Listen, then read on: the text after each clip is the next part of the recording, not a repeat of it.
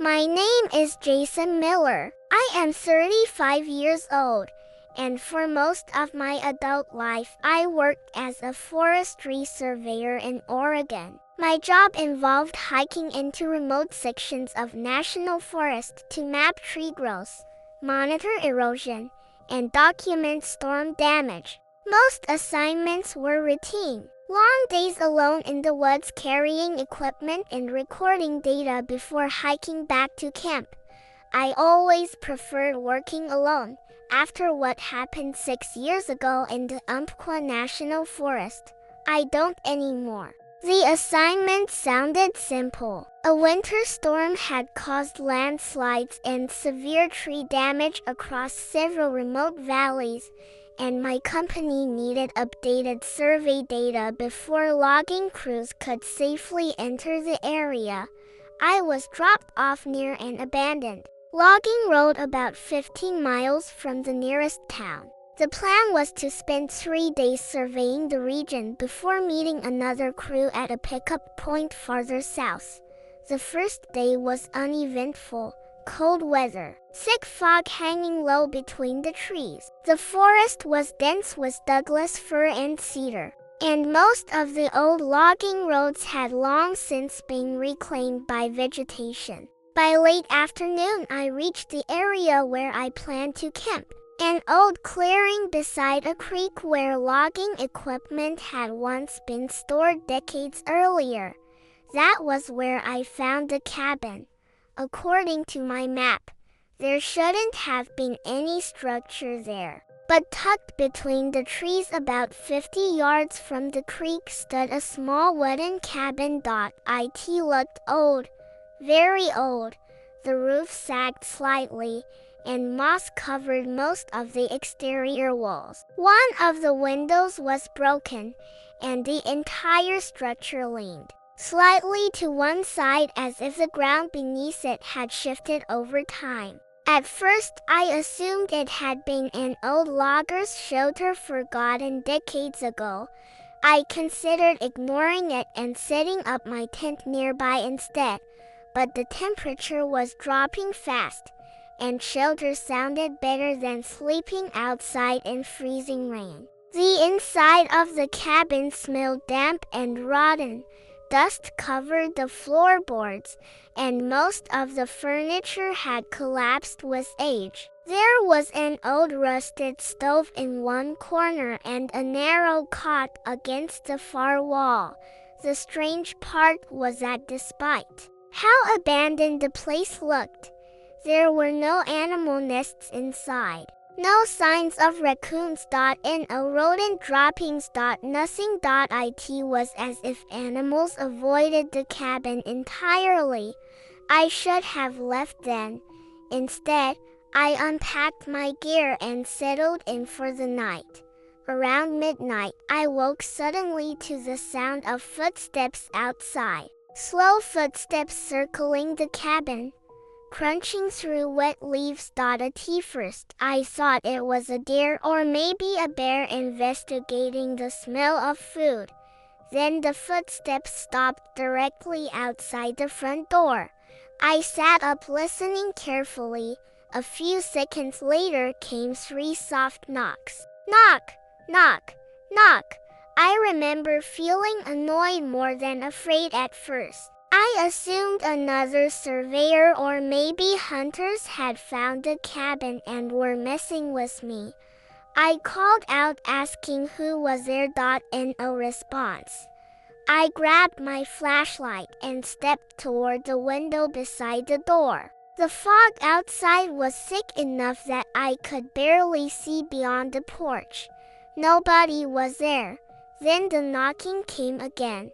This time from the back wall of the cabin. 3 slow knocks. I spun around immediately. The cabin only had one door. There was no porch or walkway behind it. Just dense forest. The knocking moved again. Now from the side wall beside me. Always 3 knocks. Always slow and deliberate. I didn't sleep much after that.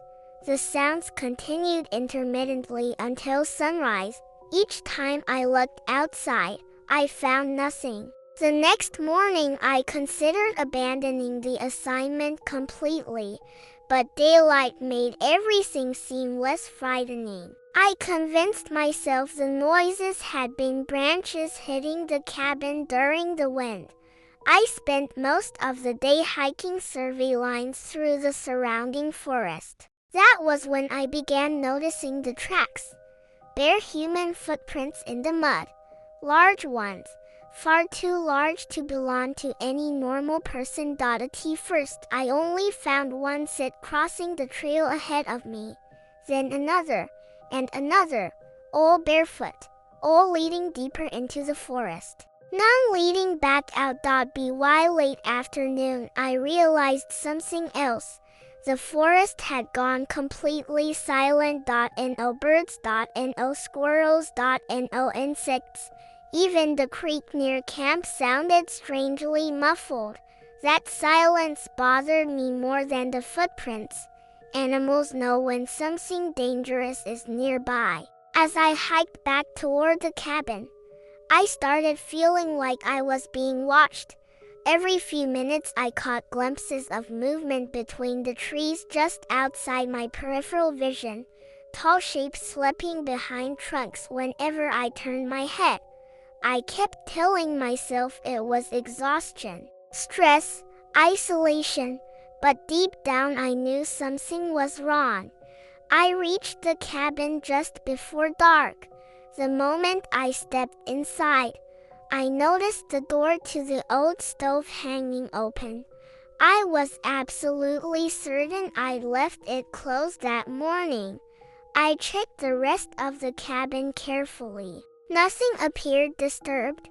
Still, I pushed a heavy table against the front door before nightfall. Around 2 a.m., I woke again, this time because someone was whistling outside. 3 soft notes repeated over and over. The same exact rhythm every time. The sound circled slowly around the cabin. Then came the footsteps. Heavy, deliberate steps moving through the wet leaves outside the walls. The whistling stopped directly beside the window near my cot. I held my breath listening. Then a voice whispered outside, "Jason." My entire body locked up instantly. The voice sounded almost human, but wrong somehow, like someone copying the sound of speech without understanding emotion. "Jason, come outside." I didn't answer. The voice came again. "We need help." Then another voice joined it, and another. Different people, male and female, all speaking softly outside the cabin. Some crying, some laughing quietly. One of them sounded exactly like my father. The problem was my father had been dead for nearly 10 years. The voices continued for hours, always moving around the cabin just beyond the walls, sometimes scratching lightly against the wood, sometimes whispering directly beside the windows. Then, just before dawn, everything stopped. Complete silence. I stayed, frozen on the cot until sunlight finally reached the windows. When I worked up the courage to look outside, I found footprints surrounding the cabin. Dozens of them. Bare footprints pressed deep into the mud all around the walls, some so close they touched the porch steps. But what terrified me most was the size. None of them looked fully human. The toes were too long, the arches too narrow, and every track pointed toward the cabin. As if they had all stood there facing me during the night. I packed my equipment immediately and left. I didn't care about the assignment anymore. I just wanted out of those woods. About 2 miles from the cabin, I found something hanging from a tree beside the trail, my survey flagging tape. Except I had never placed tape there. Then I noticed more pieces ahead, bright orange strips tied to branches leading off the trail into dense forest. At first, I assumed another survey crew had marked a route.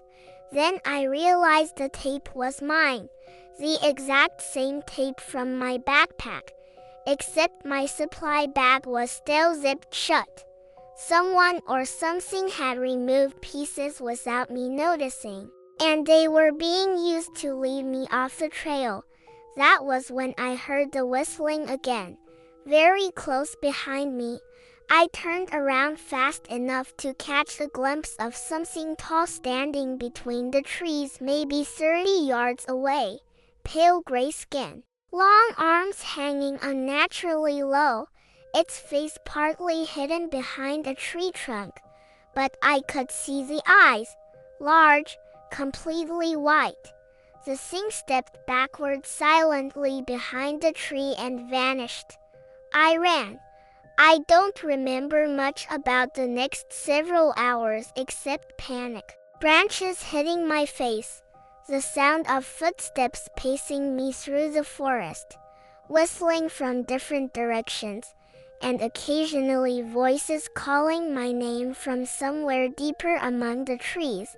I finally reached the logging road just before dark. My pickup crew found me sitting beside the road shaking uncontrollably. I never told them the full story, just that something in the woods had frightened me. A few weeks later, I researched the history of the area where the cabin stood. According to old forestry records, there had once been a logging camp there in the 1930s. Several workers disappeared over one winter. Search teams found abandoned equipment and footprints leading into the forest, but none of the missing men were ever recovered. After the final disappearance, the camp was abandoned permanently. Local tribal stories from the region warned about things in the mountains that imitate human voices to lure people into the woods. Things that whistle before they appear. Things that learn names. I never went back to that part of Oregon again. And to this day, if I hear whistling while I'm alone outdoors, I leave immediately, because whatever circled that cabin at night wasn't human. But it knew exactly how to sound like one.